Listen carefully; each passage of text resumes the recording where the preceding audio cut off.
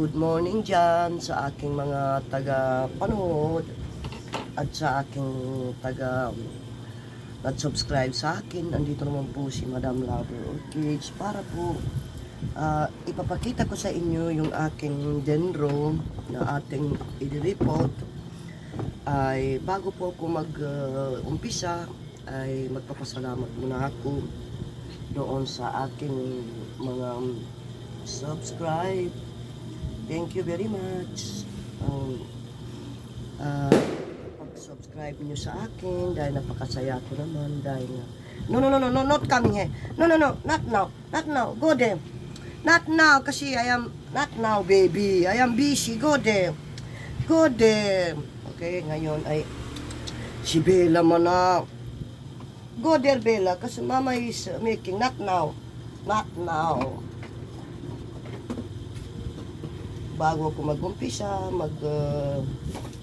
thank you muna ako doon sa aking mga subscribe. Maraming salamat po mga basic ko. Ngayon ito ay gagamitan natin siya ng uling mga basic. Okay, so not now, go there.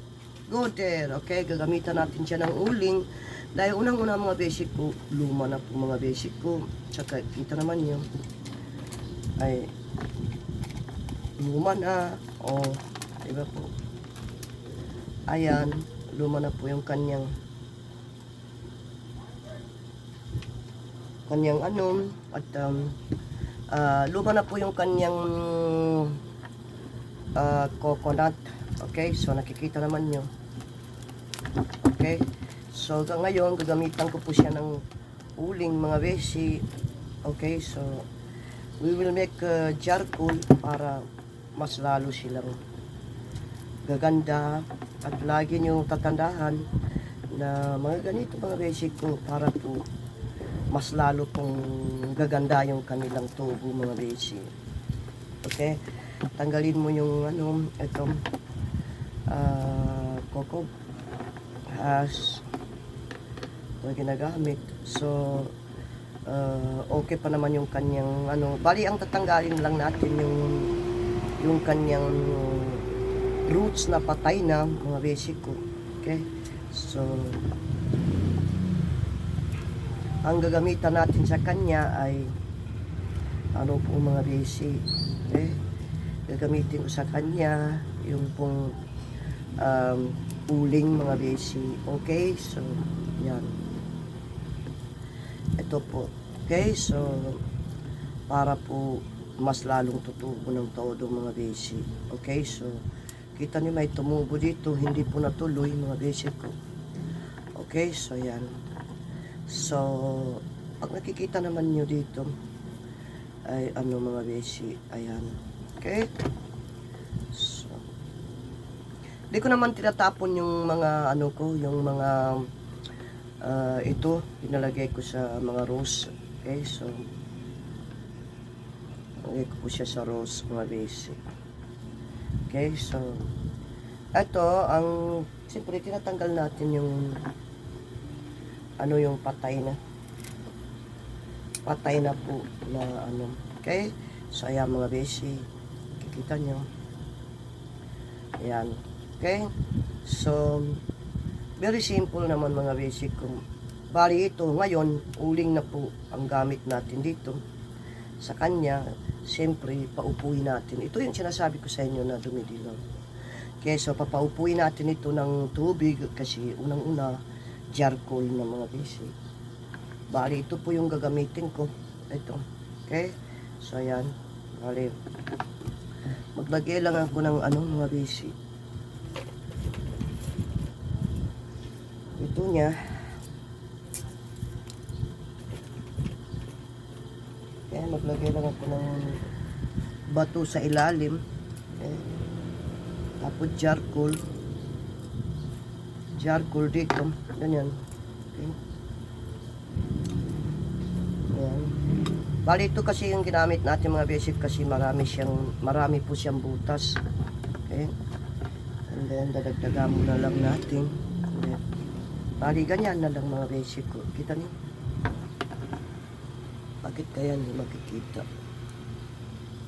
Ayan mga basic ko, nakikita na siya. Okay, So, ganyan. Very simple naman yun. Hindi mo na kailangan pang maglagay ng pagitna mo na lang. So, you can add also down. Okay, ganyan. Ang kagandahan kasi ng charcoal mga besi ay ano, okay? So, ang nagustuhan ko kasi sa uling mga basic ko ay hindi mo na kailangan pang magpalit ng ano mga besi. Okay?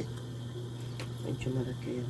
Hindi mo na kailangan pang magpalit ng bark sa kanila kasi eto, hindi madali ito mabulok. Okay? So, yan.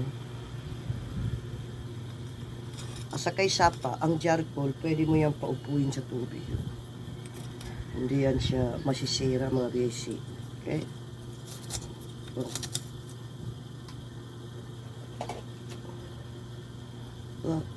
ano ko lang siya. Very simple naman mga basic ko eh. Hindi kayo maano. Dahil simple lang to. Ang kagandahan kasi ng charcoal mga basic ay uy, gustong gusto ng ano yan. Kaya po, ayan. Okay na po. Diba po? And then, dagdagan mo pa dyan. And then, uling na to. Okay. And then, pwede mo naman din lalagyan ng ano dito sa taas para magmo-moist mga basic. Kaya kita niyo yung isa doon. Charcoal lang yung gamit ko doon sa isa. Okay. And then, patindigin nyo ng ano dito. Tusukin nyo. Para makita nyo. O dito. Dito banda. Kasi afteran naman ng ano na to. Afteran naman na nito ay para po ano. Para matigilin. So, ito yung afteran nito. Kung bakit ko ba linalagyan ng kahoy dito sa gitna. Kasi, yan po yung ano niya, protection niya. Tapos, kapag naglalagay kayo ng uling, gamit nyo yung uling, kailangan, gamitan nyo siya ng, ano, gamitan nyo rin siya ng moss para papawisan. Kasi unang-una, all kids, gusto po nila ng moss. Okay? Katulad noon sa inano ko na yun. Ngayon, ito kasi uling. So, kailangan natin paupuin sa tubig. Ito po ay uling. Okay? So, ayan. Ngayon, ito na mga beshi. Oh. Charcoal lang mga beshi ko yan. Tapos may butas dito. Ang gustong-gusto kasi ni Dendrobium, sobrang hipit. Sobrang hipit ng pag-ipot mo. Kailangan mahipit.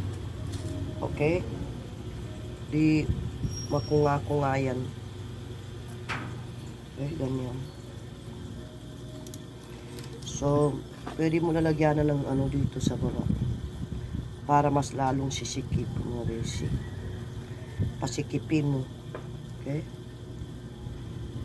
Yan ang gustong-gusto ni Dendro na masikip siya. So, kapag report tayo ng all kids, kailangan din natin ng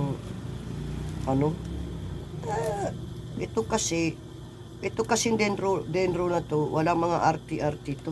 Hindi katulad ng mga pal na kailangan mo pang gumamit ng grabing alcohol, mga basic. Ayan mga basic ko, di ba? Simple lang. Bali itong mga na to, mga basic ko, ito hindi ko po tinatapon to mga basic ko. Bakit po ba? Ito po ay ginagamit ko po sila sa ginagamit ko po yan sa mga bagong tubo, mga basic, yung mga ganito kung pinapatubo ko. Okay, tapos yung mga ganito naman, hindi ko po tinatapon yan. Tinatapon yan dahil hindi ko tinatapon yung mga ganito, mga basic, kasi linalagay ko po dito sa rose ko. Okay? So, yan. Hindi tulad ng PAL na kailangan mo pang maarte ang PAL, mga basic ko. Kasi once na mapapasukan ng ano yung PAL, mga basic ko, ayan, di na sirtir ka kung ako ngayon, be. Kailangan lang niya talaga sobrang sikip, mga basic.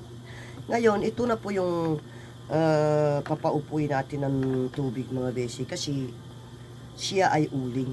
Okay, basta uling ang gamit ko, mga basic ko, 100% yan nakaupo sa tubig yan.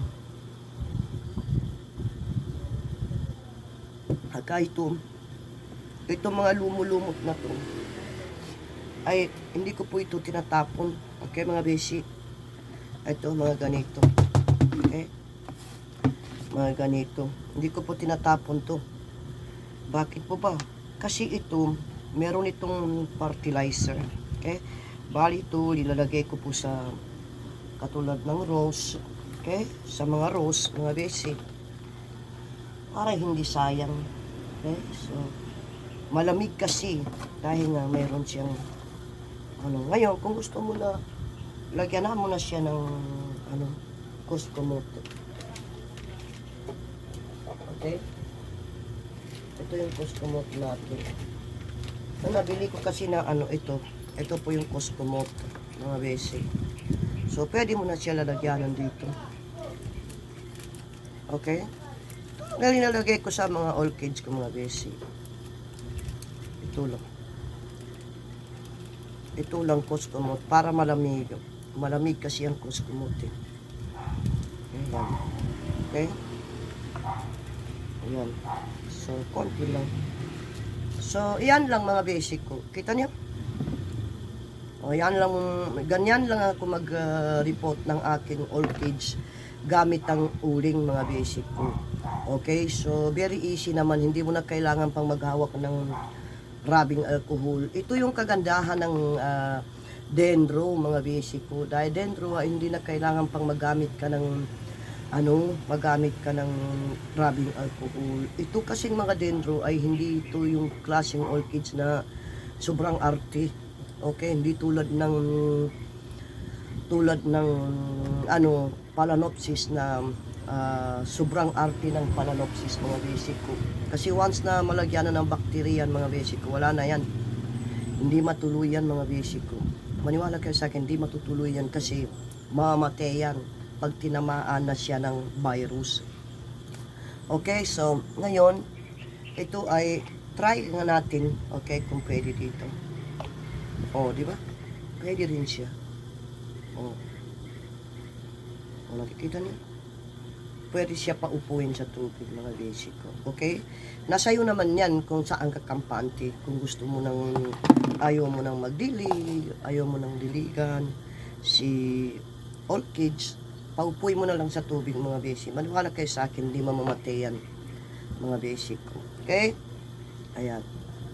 So, para hindi na kayo mapagod pa na lagi every once a week lang po. Lalong-lalo na pag may trabaho kayo, meron kayong work, nagtatrabaho kayo. O, hindi na maalagaan ng orchids nyo kasi siyempre busy kayo sa trabaho nyo. O, so, ngayon, pag nakaupo sila sa tubig, mga basic ko, maalagaan nyo siya. Diba po? So, simple things lang. O, ngayon, ito ang paraan pa, mga basic ko. Once na nakaupo na sa tubig yung orchids nyo, okay, pwede nyo na siya, once na nakaupo na sa tubig yung orchid nyo, mga basic ko, pwede nyo na siya itabi doon sa mga nakaupo ng tubig. Kasi itong mga orchids na to, kumukuha sila ng energy. Bawat isa, kinukuha na nila ng energy yung nila, mga katabi niya. Okay, so yan. Bali, mga basic ko, yung pinapatubo ko dyan na mga seedling. Okay, ayan, nakikita niyo, mga basic ko. Hindi siya nagkunga-kunga. Ngayon, kung gusto mo, ngayon mo na siya diligan. Okay, so easy, ganyan lang. Okay, diligan niyo. Okay, ayan. So ngayon, pag pinaupo mo po siya sa tubig, mga basic, Pag gusto mo po siya makaupo sa tubig, mga basic ko, pwede mo na siya anuhin. Okay? Bakit naman po linagyan natin ng ano dito, ng mosque dito? Ito po, para po papawisan po siya. Kung gusto niyo pong tumubo ng marami. Kasi, ang orchids, once na pinapawisan yan, doon po tumutubo mga basic ko. Hindi po tutubo yan na dry mga basic ko. No, hindi tutubo ito kapag dry na dry siya. Ngayon, lalagyan na natin ng tubig to. Okay? Lalagyanan ko ng tubig to mga basic. Okay? So, doon ko ilalagay. Magkatabi po yung water culture tsaka ano. Ngayon, nagtataka kayo kung bakit ko po ba tinatawag na water culture yung mga basic ko. Okay? Kasi meron naman pong water culture na hindi na po kailangan ng mga hindi na kailangan yung ito niya bark mga basic ko. Pwede mo na siya paupuin sa tubig. Okay? So, ngayon kasi hindi ko po ano yun kasi unang-una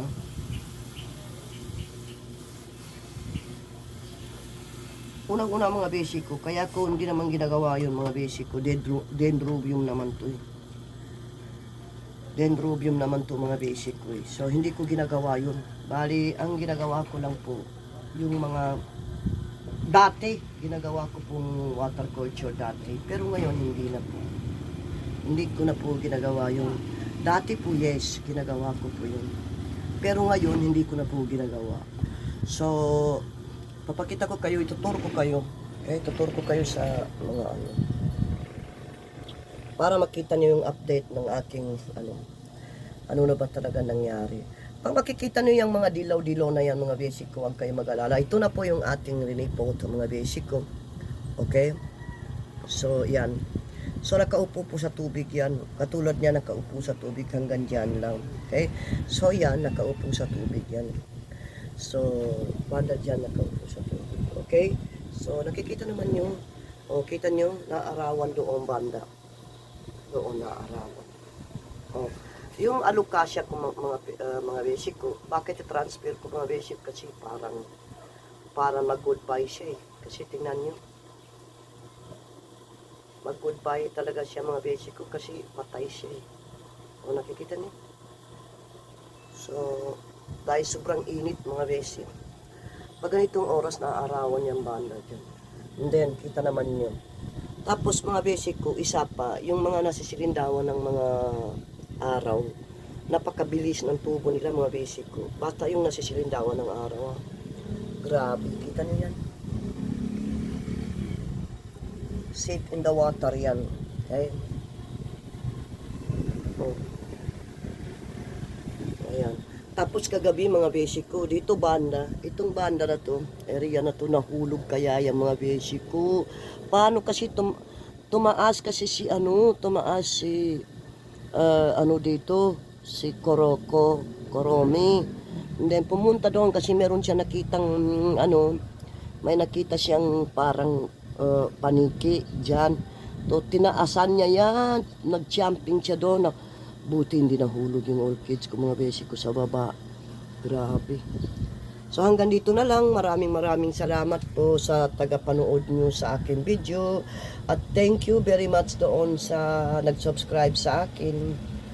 At kayo ang inspiration ko. Kayo yung nagtumutulong sa akin, panoorin yung aking video. Maraming salamat po at God bless all of us and Merry Christmas to you. Malapit na po tayong New Year, so I hope this coming New Year and our new chapter in life also.